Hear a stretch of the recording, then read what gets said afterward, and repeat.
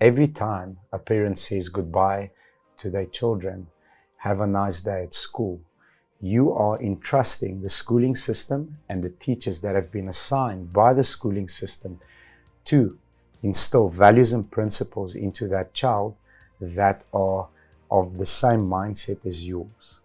Now, having said that, I'm going to go into a little bit of a dark stat, and then we're going to decide together, is the South African schooling system safe? South Africa is rated as the most violent country in Africa and third most violent country on the planet.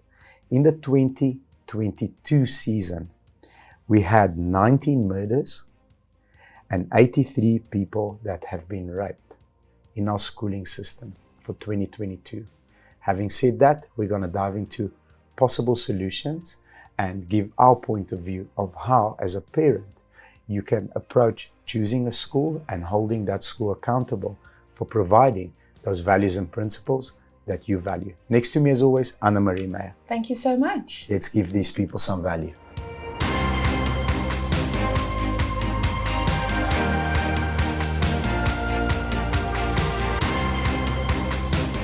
Now, before we get to, is the environment safe for our kids? Let me ask you this, is the environment safe for our teachers? It's not. So why do you say that? Not at all. So I'm just going to give a couple of stats. A teacher gunned down in Thembisa. A 20-year-old learner that stabbed a teacher in Free State. In the time period between 2016 and 2022, 33 teachers were attacked and seriously injured in the Western Cape. So they're not safe at all. This is a two-way street. We need to make sure that the environment that is created within a schooling system is safe for both. So it's not only on the teacher, it is also on the student, and it's also on the parent. Agree. I mean, there is weapons being brought to schools. You know, I'm a boy. I grew up, you know, amongst other boys. You know, whenever there was an argument, it is what it is. You know, we wrestled each other, and then I've gone home with a blue eye. I've given 1 or 2 blue eyes. That's how boys grow up. But here we're talking about actual weapons, bringing a knife or a gun to school to do, you know, harm, to fellow students and to teachers. Now, let's jump back into the schooling system. It's very easy to point a finger and say, yes, but this happened to my child while he was at school. Now, I'm not saying that it won't, but have you done due diligence? Now, no matter in what area you stay, there's always an option of maybe 2 or 3 schools. I'm sure there's very rare occasions, and, you know, probably in very rural areas, there's only an option of 1. But do your due diligence. Go and ask the school, how many times have you done drug busts in the school? No, we do them weekly. So cause and effect, if you do drug busts weekly, the chances of your child becoming a druggie is higher at this school than at this school, because they don't need to do drug busts weekly, because they don't have a drug problem.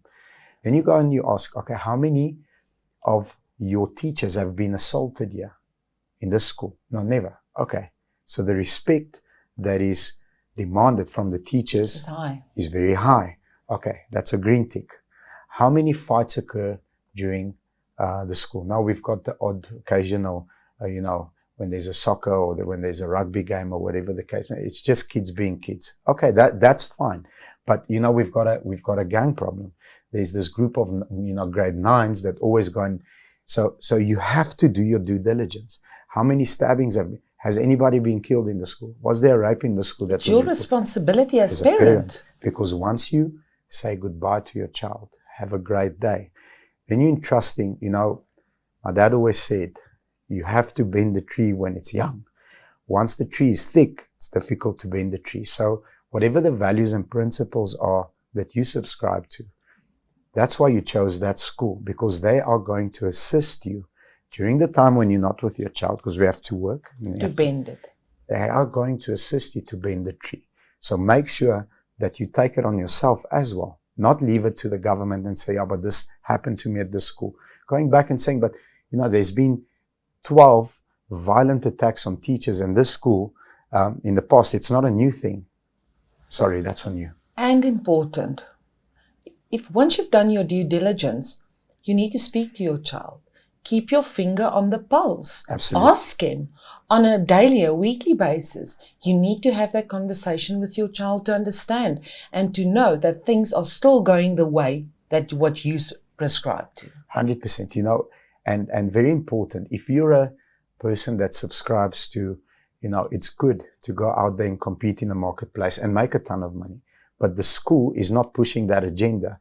The school is working against you. I'm telling you now, the chances of the school winning is higher than you winning, because that teacher spends more one-on-one time discussing the topic than you do.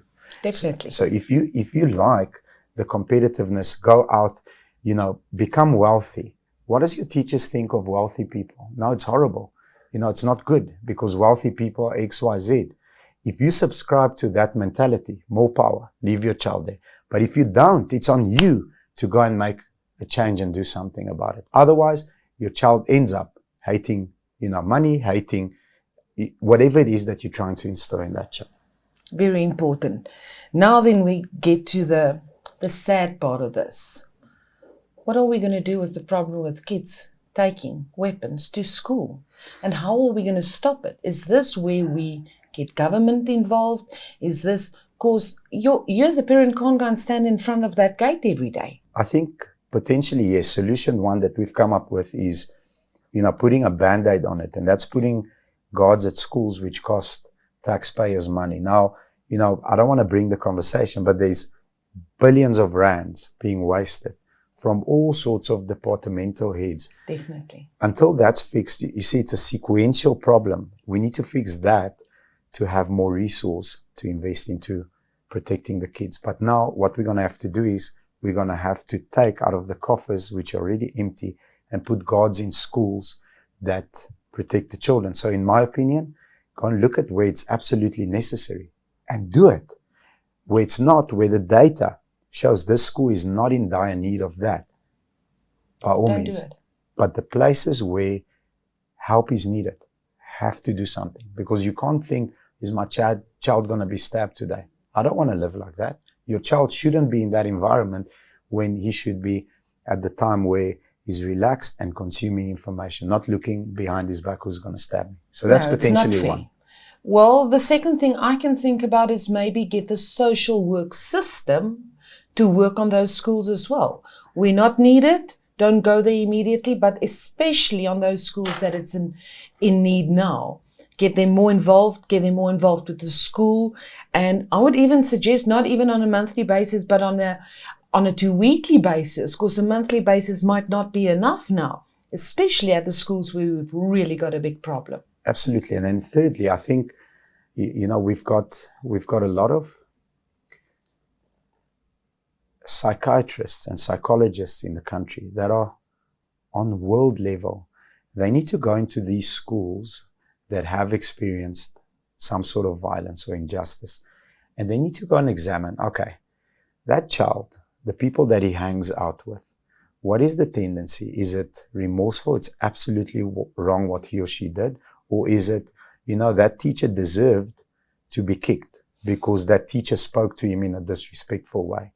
Because then you basically, unless you fix the rest of the crew and go back to basics and say, but let's break this down. What is the teacher's purpose? What is that teacher appointed to do and teach? And why did we end up here? And if it's the teacher's fault, exit them. But make sure that the group, the circle around that child, realizes what he or she has done is not right. And we are against what they did. I love your idea. Because if you have, let's say, for example, I'm hanging out with 10 kids and I assault a teacher and I've got 10 fans, even if they expel me, how long before another teacher gets assaulted? Because, he did it. So I'm not going to take it. And he got away with it, yes. So I think, lastly, that's the type of work we need to be doing, especially with the schools where injustices happen. Okay, I love your idea. And I would even go a bit deeper, but even go to those kids' homes. Yes. Because if you hurt you end up hurting people around you. And once we can get that system really to go into the household, we might mend a lot of people. 100%. You know, we had Ivo Swart on the show, and you know, I'll never forget my time I spent with him. And he said it in a way that, man, it brought tears to my eyes. So a child that is not loved and does not feel warmth will go and set the whole village alight just to feel warmth. Man, I'm still getting goosebumps. You know, a child that's not loved will set the entire village alight just to feel that warmth. So in closing, if you like our argument or our point of view, or if you don't, please leave us a comment, hit the like button, and please subscribe to our channel and ring the bell. Take care and have a great day, everybody. Bye-bye.